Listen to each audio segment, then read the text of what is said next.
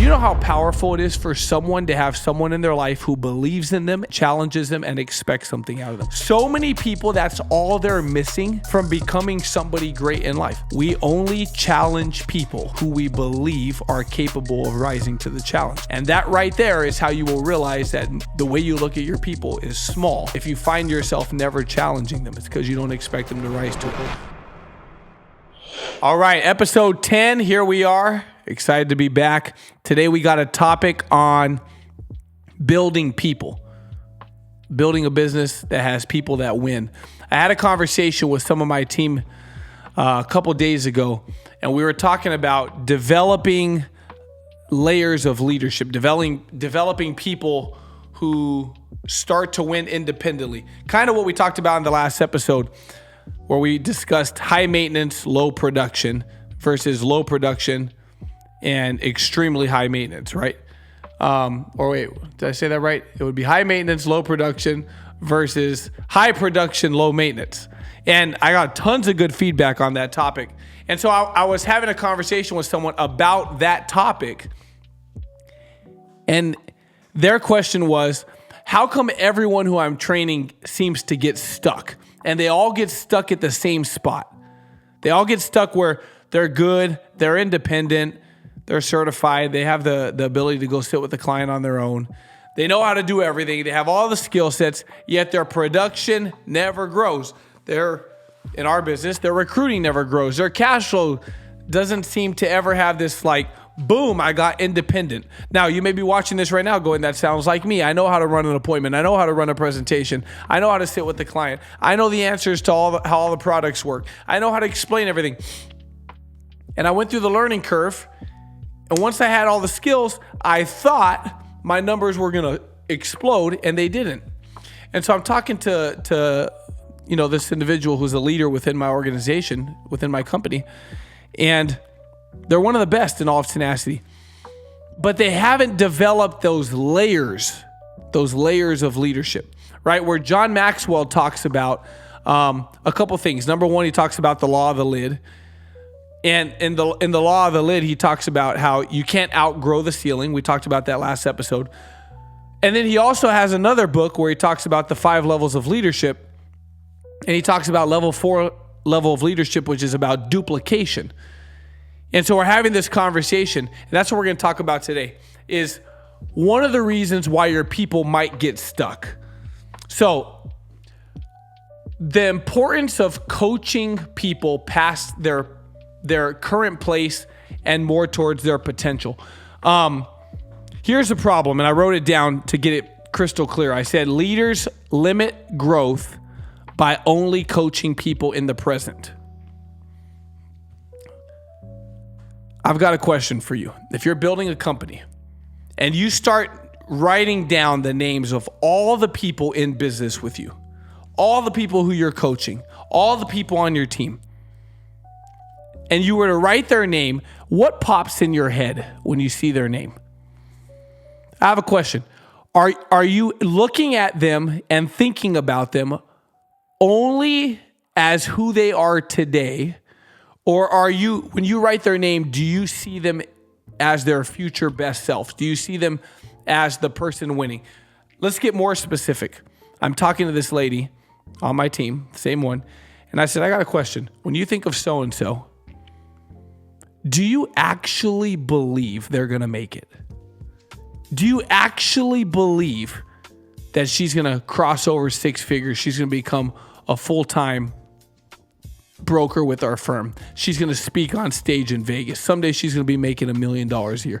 Like, do you see her like that? Or do you only see her as who she is today? Do you only see her as the one client she had last month? Think about it, because the right answer is no, I see her as everything she could become in the future.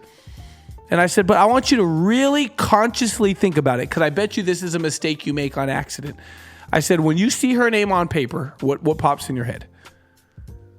And is it her today, or is it who you know she could become? So let's dive into this. Coaching people past their present and coaching them into the future, coaching them into their potential.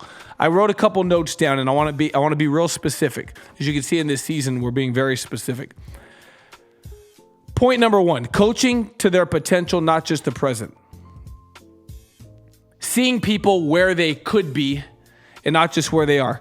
So in the law of the lid, which we talked about a little bit last time, here's what I want you to know from a different angle. We oftentimes, I believe, limit our teammates' growth by our own limitation. Okay, what do I mean by that? Their growth is limited by how we see them because we see them as small. So I'm just going to start for myself, just to give you an example. I'm going to think about a couple people on my team. So I got one person in my head. Not going to name their name because I know they watch this podcast.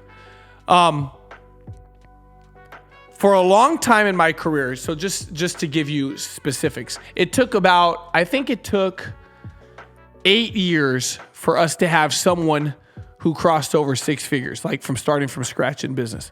And then this year, we've had someone hit 6 figures almost every single month the entire year. One of the biggest changes that changed for me when I started seeing people win and really win is I realized that for so long I had people come in business, get their license, start with us. And the whole time I would think about them, I would always think about them as their present self. So you want to know what that was? That was a lid. It was a lid that was being put on, but it was being put on by me on accident. I wasn't thinking about, man, this person, someday they're going to be making 7 figures. They're going to be making over $100,000 a month. They're going to be walking the stage at our national convention. They're going to be one of the biggest, baddest leaders in the entire industry. They're going to have 5,000 licensed agents on their team, and they're going to be leading a huge, successful 7-8 figure company. I wasn't looking at them like that. I was trying to pay bills. I was just trying to survive. So when someone was working with me and I was coaching them, I was looking at them as who they are today. The dad who works all day and then is tired when he gets off work and he's full of excuses of why he can't make it happen. And he gets 1 to 2 appointments a week. And if I don't call him, I never hear from him. And I don't know. He's a 1 to 2 appointment a week kind of guy. Yet that same dad, if I was looking at him with all his gifts and who he could become, I would have removed the lid. But I wasn't looking at him like that. Okay, write this down if you're taking notes. Leaders got to raise their expectations of what we see in our people in order to help people grow to higher levels. When I'm talking to this lady and I said, this person, do you see them making it? You know what she realized? She doesn't. It wasn't on purpose, but she doesn't see them making it. Now, point number 2, what happens when we're making this mistake? Because oftentimes we make this mistake subconsciously. It's not on purpose. She wasn't intentionally thinking of this individual on her team as being stuck. She wasn't intentionally thinking about this person on her team of not making it. But there's a little bit of doubt when we don't see potential and we don't see the future and we don't see the growth by looking at their gifts. It creates doubt. Now, here's what happens. When you have doubt, it's subconscious. When you're not looking at who this person could become and you're only looking at them today, it creates doubt in your mind. And guess what? That doubt communicates. And what we don't realize is every time we coach our teammates, every time we're coaching the people we're in business with, that doubt is coming through. Because in my head, there's a little bit of me, even if it's not on purpose, that doubts whether or not you really are going to make it huge. Whether it's because I haven't made it huge, whether it's because I'm still new, whether it's because I have self-doubt, that self-doubt communicates. We put that self-doubt into our coaching. I might coach you a little bit less. Why? A little bit less because I don't know that you're going to make it. I don't know if you got it. I don't know if you're committed enough. Up until this point, I haven't seen that you're committed enough. And so I have a little bit of doubt about whether you're going to ever make it huge. And I coach you that way. On accident. Because I'm seeing you the way you see you.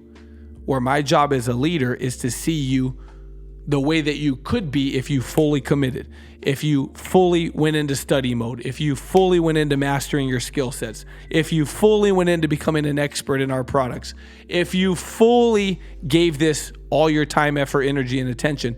My job is to see you that way. But so many of us as rookies in leadership, because we've never been in leadership roles and we're not self-developing in this area, or no one's ever pointed this out to us, we look at our people on paper and go, I don't know. I don't know if she can make it big. She'll make some money, but I don't know if she's ever going to become huge. And all that communicates when we're coaching our team. I wrote a couple things down. I called it subconscious communication of doubt.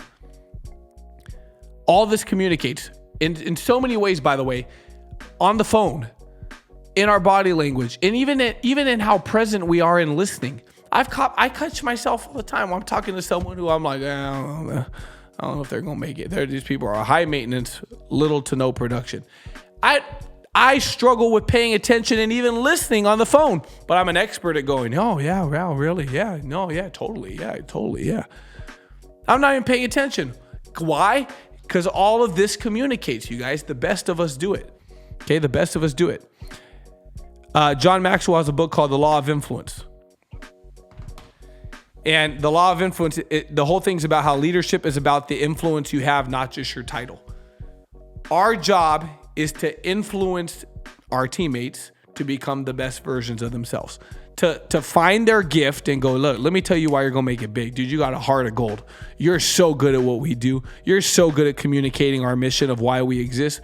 You're so good at coaching your teammates. You're so present when people are talking to you. You go out of your way and above and beyond to do things for people that they wouldn't do for themselves. You're a team player. You're loved by everybody. Like this, our job is to find what makes people good and influence them to continue to get better. Developing people to their fullest, best potential requires us to believe in their future. Developing people to be the best version of themselves, to make it huge in business. You want to know what it requires? It requires us to actually believe that exists in their future. I made the mistake for so long. I coached people subconsciously expecting them to quit. So guess what I was doing? I was on accident expecting them to quit, planning for them to quit, but doing my best to get the most production and the most wins for them and out of them while they're here. Expecting them to not be here forever. Not on purpose, totally on accident. No one even brought it to my attention. One day it just hit me. I sat there and I go, you know what? Do I actually expect these people to make it big? You know, the day I started expecting them to win is the day they started winning. But for 8 years, probably 7, 8, 9 years of my career, because I started from zero myself, because I started broke myself, because I started with no experience myself, because in a lot of ways I coached and taught myself, I had never seen anybody do it yet. I had never had anybody do it yet. There was a time when we were small. And so guess what happened? I coached everybody as if we were small. I hope you guys are catching this, because if you're catching this is something that took me years to learn, and it wasn't on purpose. So let's talk about how do we break through these limiting beliefs, because that's really what it is. It's a limiting belief. How do we break through the limiting belief? First off, I want you to know, oftentimes all the doubt that comes from our team comes from us. We project all of our doubt. And the second we start changing that and we start teaching our team not to do that, everything changes. If you listen to the language when you talk, if you always talk as, well, what if, versus when this happens, uncertainty communicates into our team. Doubt communicates into our team. How we subconsciously look at the people we're talking about affects how we communicate into our team. When you switch it, everything changes. That's the very first key on how you break through it, is I'm going to be conscious about when I'm talking to my guys, I'm going to look at them differently. I'm going to look into their eyes as real people, as real humans, and I'm going to say, you know what? I'm going to find why this person's good. Everybody has a reason they're good. And it's finding it, and then it's being able to grab onto that thing and develop it and coach them. So coaching people into becoming giants and into becoming big and good at business requires us to believe in their future, believe that it exists. Simon Sinek, I read this book last month, Leaders Eat Last. And one of the things he talks about is leaders create a culture and an environment of, in his exact words, trust, belief, and empowering growth. That was my biggest takeaway of the entire book. And trust, belief, and empowering growth starts with the guy at the top, with the gal at the top. When we're coaching people into who they could become, not who they are, that only comes in an environment where there's trust and a ton of belief and a ton of focus and empowering and growth. So what are some key things we could do? Number one, change the way you talk. Change the language. Start talking about future potential and future growth. Things like, hey, I could see you doing this. Like I wrote this down as an example. A lot of times we do, watch, where is it? I wrote it down. I want to grab exactly what I had wrote.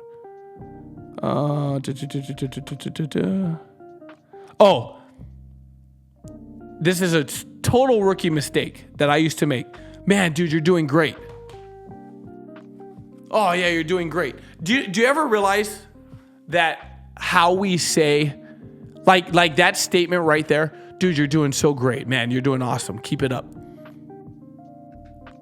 That's a very changing statement depending on who you're talking to. This is exactly my point. Like if I catch myself talking to someone who usually does nothing and they just do one or two little pieces of something and I'm like, dude, you're freaking killing it. Let me ask you something. But then you go to your next guy who's really good and he puts up the same numbers, and do you say that? The answer is no. So what does that mean? That was an example of how I found myself coaching people in a way that keeps them small. Because they did almost, now I'm not saying don't recognize a person who usually does a zero and finally does something. That's not what I'm saying. But the language is key. See, a coach who's locked in on you making it and believes you're going to make it is not going to do that. They're going to go, hey, you're having a better month than last month. You're having a good month. But I know you could do way more. Like what you're going to be doing in the future is nothing compared to where you're at now. You're in the learning curve still. You're still learning. But this is good. This is better than last month. Awesome job.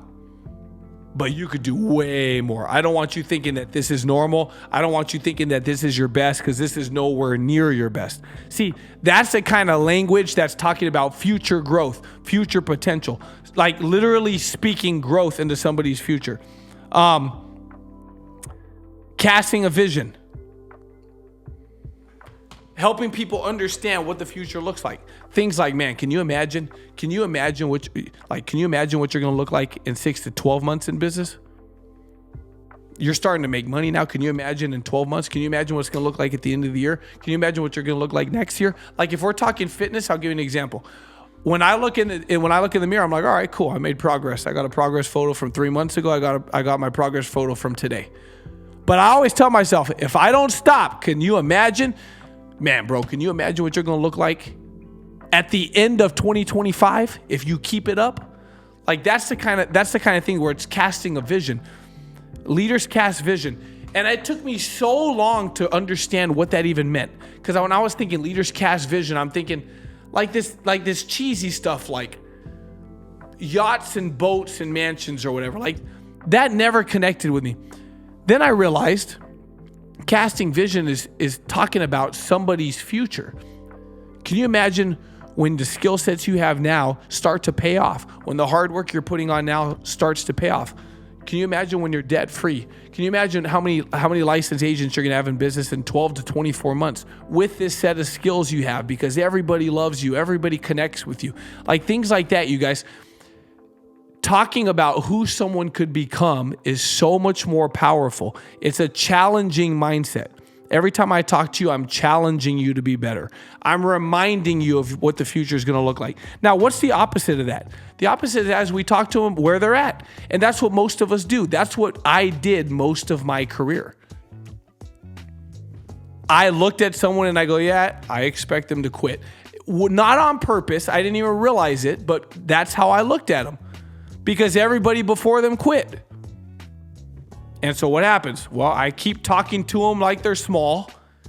And because I keep talking to them like they're small, they always stay small. And that's how most of us coach our people. Challenge your own doubts. So this is how I want to finish. I want you to reflect in whatever you do, whatever industry, whether it's the same industry as me, it's something else, it doesn't matter. I want, even from a parenting standpoint, I want you to reflect on how you view your people, on whether or not you're holding your people back on accident by the way you communicate with them. Remember, if you always talk to them like they're small in business, in their numbers, because they are, possibly, but if you always talk to them on where they are today, how are they ever going to get to where they could go? I wish I had learned that 7 or 8 years sooner in my career. I remember one time Dan told me, he said, do you see them as an SMD, right? Which in our industry is a broker, someone who runs their own firm. And I said, no, not really. And he said, okay, I want you to grab a little 3x5 card. I want you to write their name on it. And I want you to write Senior Marketing Director. And I want you to start seeing them as an SMD. How would you talk to them if they were your business partner versus just someone on your team? So many times we talk to the people on our team as someone on our team. We talk to them as small because they're small today. And so we speak small to them. We give small challenges to them, small expectations to them, small words to them, small thinking to them, small vision to them, like small amounts of time to them. Like everything we give them is small because they're small. And guess what that does? It keeps them freaking small. And I'm telling you right now, if you could start to look at people from where they are to where they could go, you pop your head up. I think you'll pop your head up in 12 months and you'll have a bunch of people that are 3 to 4 times bigger and better than they are today. And I know that because when we made that switch in business for us, where I started challenging you and expecting something out of you, you know how powerful it is for someone to have someone in their life who believes in them and challenges them and expects something out of them. So many people, that's all they're missing from becoming somebody great in life. Maybe they had a childhood where they didn't have that. But if they just have someone who believes in them, expects something out of them, and challenges them, people rise to expectations. You're going to get from your people whatever you expect. And so what if you could make it a habit where going forward, every conversation you get, I expect something out of you, I believe in you, and I challenge you. Not in those words exactly, but you know that that's the recipe in your head when you're talking to your future giants. I expect something out of you, I believe in you, and because of that, I'm going to challenge you. Because I want to remind you of something. We only challenge people who we believe are capable of rising to the challenge. And that right there is how you will realize that the way you look at your people is small. If you find yourself never challenging them, it's because you don't expect them to rise to it. All right, you guys, thanks for all the support. Thanks for all the love, all the shares, all the thumbs up, all the comments, all of you that are part of the broadcast channel. I look forward to always engaging with you guys. We're actually going to be doing a Instagram live in that channel only sometime in the next 10 days. And I appreciate you as always. Thanks for everything. And we are done.